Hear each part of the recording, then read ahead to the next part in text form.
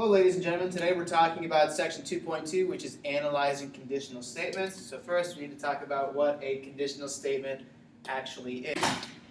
A conditional statement is very much like the actual phrase says. It's a statement with some sort of condition. So for a formal definition, it's a logical statement with a hypothesis and a conclusion.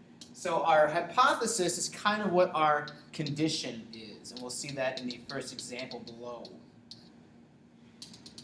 So again, in geometry, we use the word conjecture to mean something like an educated guess. We don't use hypothesis because it means something else, just as a reminder. So, example, if it is raining, then there are clouds in the sky. Well, our hypothesis, our condition is that it's raining. And the conclusion we can draw because it's raining is that, okay, there are clouds in the sky. Our hypothesis is that it is raining. Our conclusion is that there are clouds in the sky. So it's a logical statement with a hypothesis and a conclusion. Now your hypothesis always follows if. So it's your if part. Your conclusion always follows then. It is the then portion of the statement. So usually conditional statements are in the form of if, the hypothesis, then the conclusion.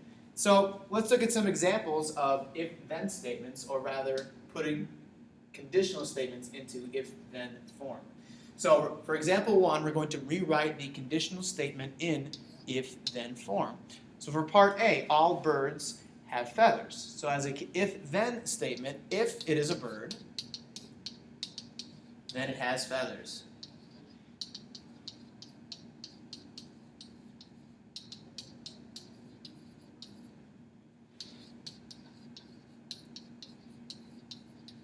Our hypothesis is that it is a bird. Conclusion, it has feathers. For part B, here we're actually going to reverse the order because you see that if is already a part of it. So this following the if is going to be our hypothesis. So that's going to come first. So if they are a linear pair,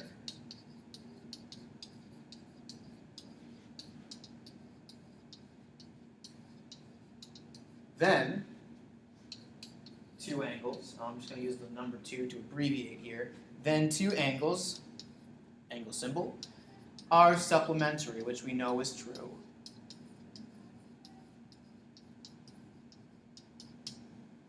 So that's what we know here, okay?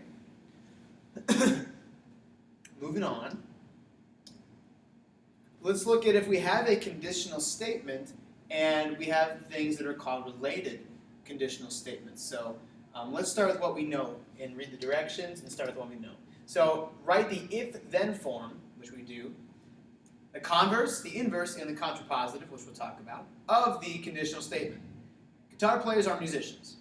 Decide whether each statement is true or false. So let's start by putting this into if-then form. So if you are a guitar player, then you are a musician. So if you are a guitar player,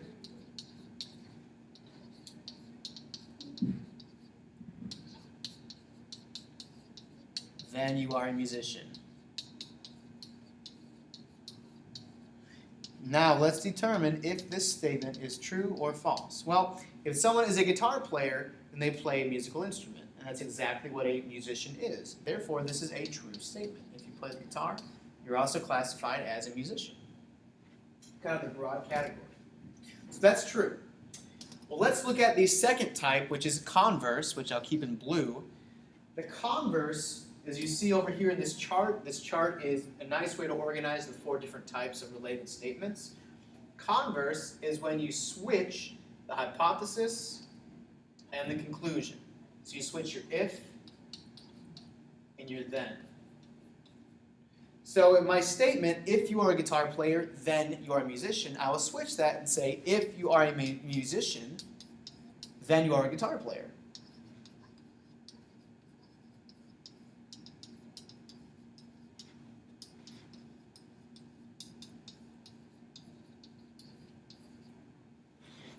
Are a guitar player.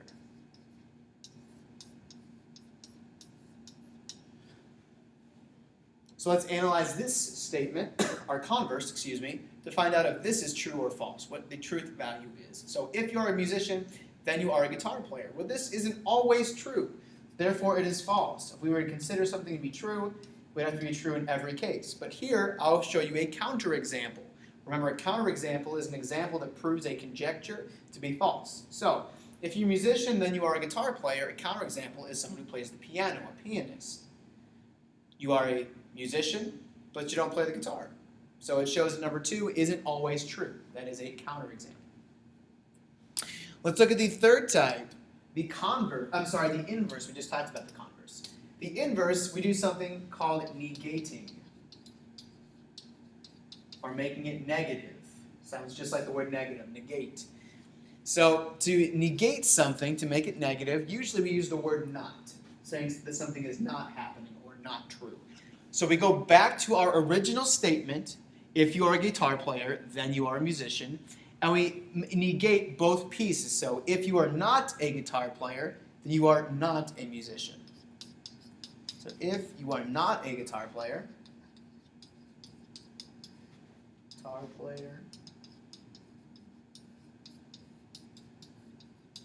then you are not a musician.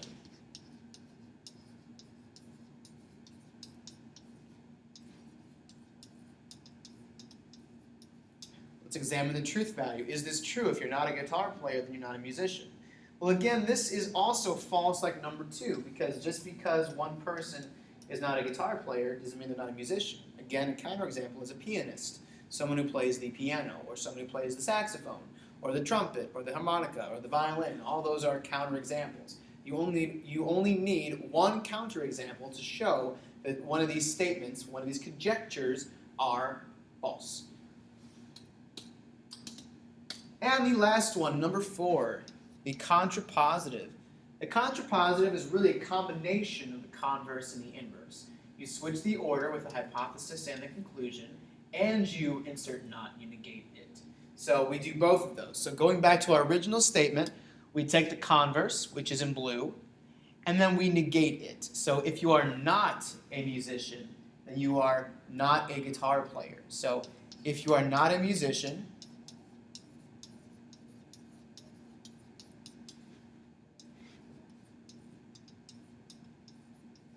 then you are not a guitar player.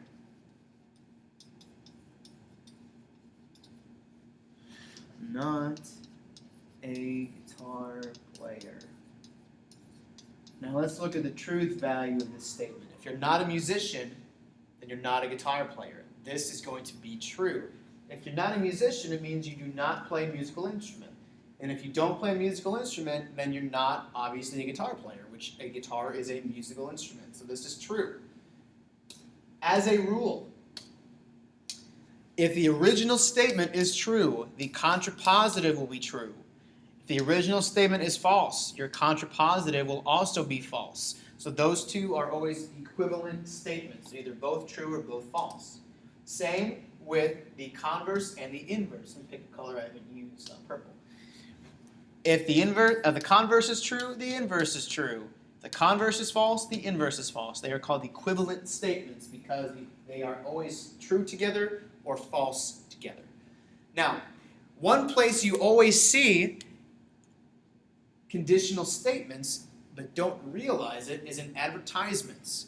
Advertisements usually imply a conditional statement. If you buy our product, then this will happen.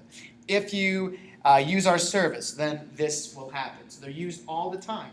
And let's analyze a commercial and do some practice with conditional statements with it. Hopefully this will show up okay in the video.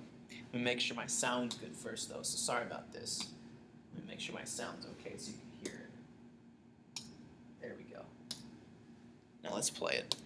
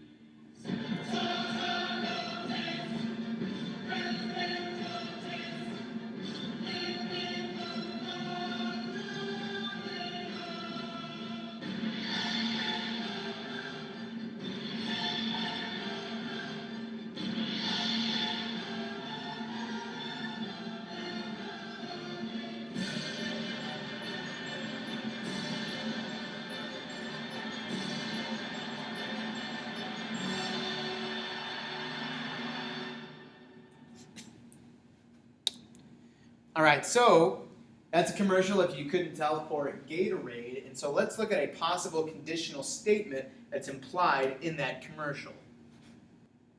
So what they're showing in this commercial is all these athletes accomplishing great things and trying to show that, hey, it's because of Gatorade that they can do this. And they're trying to imply it, or at least put it in your subconscious, that if you can drink Gatorade, you'll be more like these people.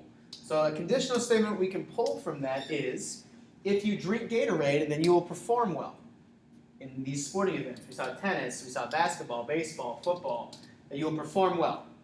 This is not necessarily true, so I will say that this is false. A counterexample, I will use myself. I drink Gatorade, but I don't perform well in certain things. You know, I don't perform very well in basketball. I do all right in baseball, but certain sports I don't do well no matter how much Gatorade I drink. Now, I will say I do have a good shot in basketball. Just to clarify, I'm not good at handling the ball, so let me just kind of plug that in there. So, anyway, I will consider this to be a false statement. Well, if this statement is false, then we know that the contrapositive will be false, because these are equivalent statements. Converse, if we switch the hypothesis and the conclusion, if you want to write it yourself and then check it with me, you can pause it in between converse, inverse, and contrapositive and then check it. But I'm going to go ahead and reveal the converse. It is, if you perform well, then you drink Gatorade. So we switch the hypothesis and the conclusion. Excuse me. Again, this is also false. If you perform well, it doesn't necessarily mean that you drink Gatorade. You can just be naturally a good athlete. Or in another sense, maybe you perform well because you drank Powerade or Smart Water or something else like that. So it doesn't necessarily have to be Gatorade. So this is also false. Since the converse is false, then we know that the inverse will also be false because they are equivalent statements. Inverse, again, you can pause it if you want to check it, but I'm going to negate my original. So I always go back to my original. So I'm going to say if you drink Gatorade, then you'll perform well. My inverse is if you don't drink Gatorade, then you will not perform well. And we just said this is false, looking at the converse. Also, logically, if you don't drink Gatorade, it doesn't mean you won't perform well. You can still perform well and not drink Gatorade. You can drink something else. Counterexamples. Contrapositive, we already said is false. Contrapositive, I take the converse and then negate it. So if you perform well, then you drink Gatorade. We'll say if you don't perform well, then you don't drink Gatorade. We already said this was false because our original conditional statement was false. And looking at it logically, if you don't perform well, you don't drink Gatorade. If you don't perform well, maybe you did drink Gatorade and you had an off day, or something like that. So that's going to be false.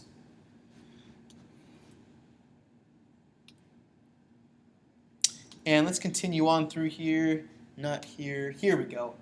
Example 3, using definitions. And we're not going to do the third one. We'll just do the first two.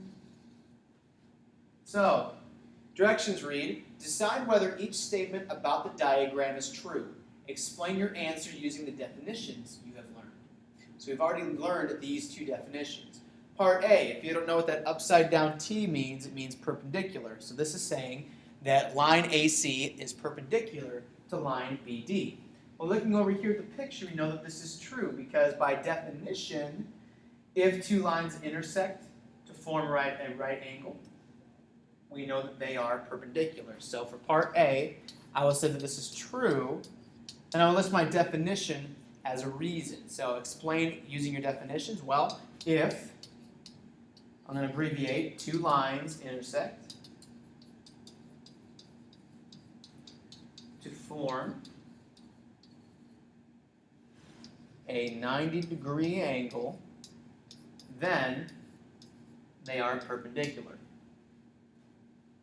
So that's true. So looking at my definition, I can use that as my reason here.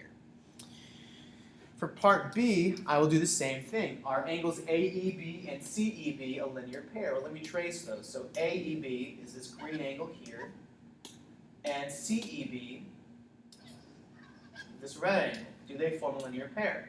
Well, the answer is yes, they do, because by the definition of a linear pair, they form a straight line and are adjacent because they share a common side. So for part B, I will say true, because if two angles are adjacent ADJ I'll abbreviate, and form a straight line, but I don't need to say straight because all lines are straight, and form a line, or you can say straight angle, then they are a linear pair. I'm just going to abbreviate that, linear pair, LP. So using my definition, I can see that this is true. My conditional statement definition. And finally, let's look at what is considered a biconditional statement. Directions say write the definition of perpendicular lines, as a biconditional. Well, a biconditional statement is an if and only if statement. So I see the word bi and conditional, so two conditions. Well, your conditions were your if portions. So this means you have two ifs in your biconditional statement. So it's an if and only if statement formed by combining a true conditional statement and its true converse. So if a conditional statement is true and its converse is true, you can combine them together to form one biconditional statement. So if two lines intersect to form a right angle, then they are perpendicular. That is the definition of perpendicular lines. So that is true. We just used that in the last problem. Let's see if the converse is also true, and I'm going to abbreviate slightly. So if two lines are perpendicular, then they intersect to form a right angle. To form a right or 90-degree angle. This is also true. If lines are perpendicular, we know that that's occurring. It says almost essentially the same thing as the original, so this is true. Since they are both true, we can write a biconditional statement. In order to write a biconditional statement, you look at your original, you take out if and then, and instead of then, you put if and only if. So I will say two lines intersect to form a right angle if and only if they are perpendicular. Again, I will abbreviate. Two lines intersect to form a right angle if and only if